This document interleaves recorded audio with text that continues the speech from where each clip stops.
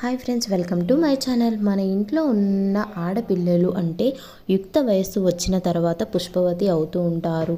అయితే పుష్పవతి అయినప్పుడు ఎలాంటి నియమాలు పాటించాలి, పుష్పవతి ఏ రోజున అయితే మంచి జరుగుతుంది అనేది ఈ వీడియోలో మనం చూద్దాం. వీడియోని మొదటిసారి చూస్తున్నట్లయితే ప్లీజ్ సబ్స్క్రైబ్ చేసుకోండి. వీడియో మీకు నచ్చితే లైక్ చేయండి. మన ఇంట్లో ఉన్న ఆడపిల్లలు పుష్పవతి అయినప్పుడు ఏ రోజున అయ్యారు అనేది చాలా ముఖ్యం.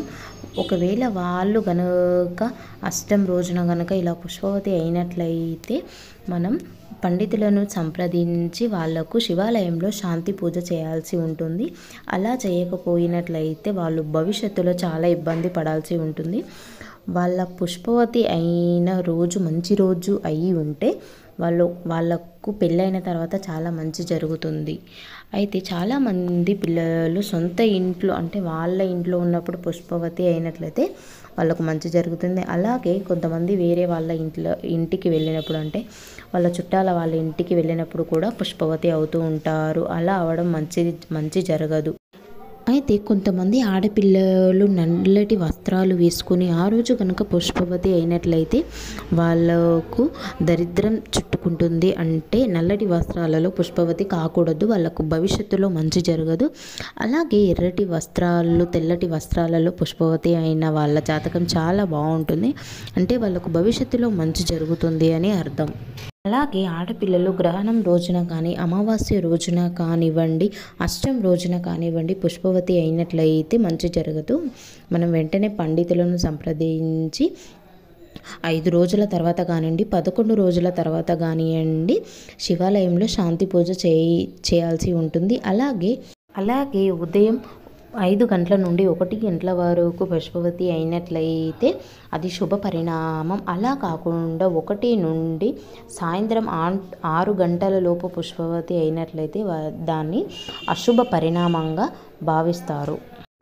అలాగే ఆడపిల్లలు సోమవారం కానీ, బుధవారం కానీ, గురువారం కానీ, శుక్రవారం కానీ పుష్పవతి అయితే చాలా మంచిది. అలా కాకుండా మంగళవారం, ఆదివారం కనుక పుష్పవతి అయినట్లయితే వాళ్ళకు జాతక దోషాలు ఏర్పడతాయి. మనం శాంతి పూజ చేయించాల్సి ఉంటుంది. ఆదివారం గనుక పుష్పవతి అయినట్లయితే కొన్ని రకాల ఆరోగ్య సమస్యలు ఏర్పడతాయి. సోమవారం గనుక పుష్పవతి అయినట్లయితే మంచి లక్షణాలు ఉంటాయి. అలాగే మంగళవారం నాడు మన ఇంట్లో ఉన్న ఆడపిల్ల పుష్పవతి అయినట్లయితే కొన్ని సమస్యలు ఏర్పడతాయి. అలాగే బుధవారం గనుక పుష్పవతి అయినట్లయితే తన వైవాహిక జీవితం చాలా బాగుంటుంది. అలాగే గురువారం గనుక పుష్పవతి అయినట్లయితే లక్షణాలు వస్తాయి. శుక్రవారం గనుక పుష్పవతి అయినట్లయితే మంచి గుణగుణాలు కలిగి ఉంటుంది. శనివారం పుష్పవతి అయితే మాత్రం కొన్ని చెడు మాటలు కానీ, చెడు అలవాట్లు కానీ తనకి వస్తాయి. అలాగే మన ఇంట్లో ఉన్న ఆడపిల్ల పుష్పవతి అయిన సమయం మంచిదా కాదా అని మనం పండితులను అడిగి తెలుసుకోవాలి. వాళ్ళు ఏ టైంలో కూర్చోబెడితే మన ఇంట్లో ఉన్న ఆడపిల్లకి మంచి జరుగుతుంది, ఏ ముహూర్తంలో మనం కూర్చోబెట్టాలి అని తెలుసుకొని అప్పుడు మాత్రమే మనం కూర్చోబెట్టాలి. అలాగే కొంతమంది ముత్తైదువులను పిలిచి అమ్మాయిని ఎక్కడ కూర్చోబెట్టాలో నిర్ణయించుకొని ఒక చాప వేసి ఒక చెక్క బొమ్మని పెట్టి దానికి పసుపు రాసి కుంకుమ బొట్టు పెడతారు. అలాగే ఒక చాప వేసిన తర్వాత అమ్మాయిని ఆ 5 ముత్తైదువులు కూర్చోబెట్టాల్సి ఉంటుంది. అయితే అమ్మాయికి ఆ చాపకు ఇరుప్రక్కల కొబ్బరి ముక్కలను వేసి, అంటే మన ఇంటికి ఎవరైతే చాకలామ ఉంటుందో ఆమెను తీసుకొని వచ్చి ఆ చాకలామతోటి తన నెత్తి మీద ఉన్న కొడుకని ఒకటి ఇలా ఒత్తుతారు. అలా ఒత్తినప్పుడు ముక్కలవుతుంది. ఆ ముక్కలను మాత్రం ఖచ్చితంగా ఆ అమ్మాయి మాత్రమే తినాలి. తను కూర్చున్న చాపకు 4 దిక్కుల పెట్టిన ఆ కొబ్బరి ముక్కలను, బెల్లంని కానీ, అటుకులను కానీ ఆ అమ్మాయి మాత్రమే తినాలి. వేరే వాళ్ళు ఎవ్వరూ తీసుకోకూడదు.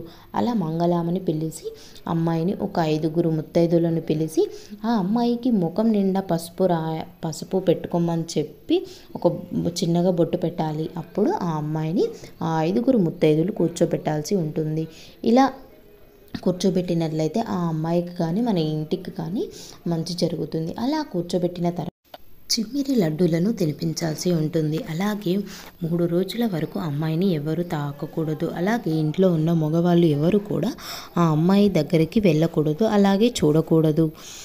ఎందుకంటే అమ్మాయి పుష్పవతి అయింది కాబట్టి. అలా ఎవరినైనా చూసినట్లయితే ముఖం మీద పింపుల్స్ అవుతూ ఉంటాయి. 5వ రోజున అమ్మాయికి స్నానం చేయించి ముత్తైదువులను పిలిచి కోళ్ళు తీపించి స్నానం చేపిస్తారు. అలాగే బంధువులకి భోజనాలు పెట్టిస్తారు. వీడియో కనుక మీకు నచ్చినట్లయితే సబ్స్క్రైబ్ చేసుకోండి. Thank you for watching.